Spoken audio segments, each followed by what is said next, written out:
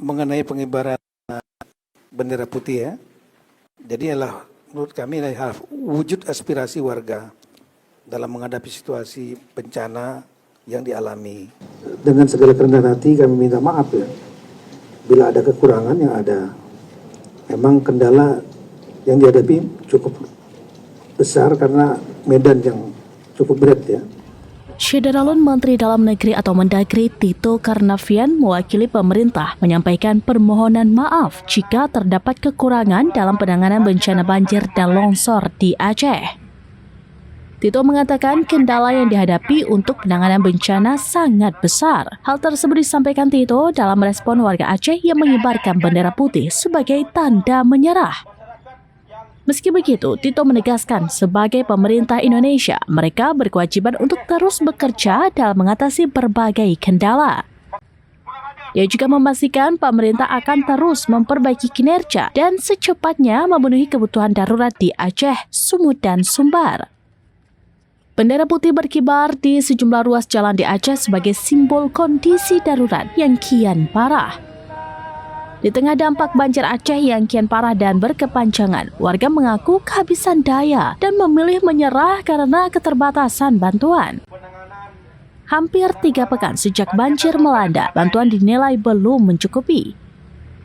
Bendera putih terlihat terbentang di Aceh Timur, bahkan memanjang di sepanjang jalur nasional Banda Aceh, Medan, hingga Kabupaten Aceh Tamiang.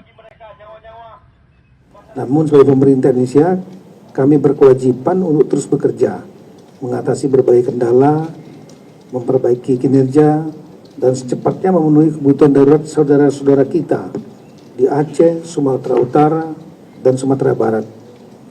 Uluran tangan dari warga masyarakat telah banyak bantu upaya tahap darurat di Sumatera.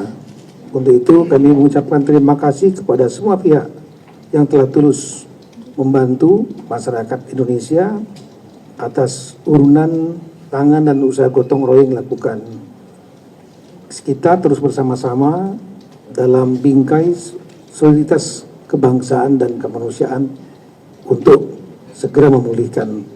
Kemudian yang kedua berkaitan dengan surat tadi disampaikan oleh Gubernur Aceh, kami sudah mengecek yang UNDP dan UNICEF, kerja berkomunikasi dengan pemerintah Aceh, bahwa surat itu sudah kami baca ya, dan juga ada tembusannya ke Kemendagri.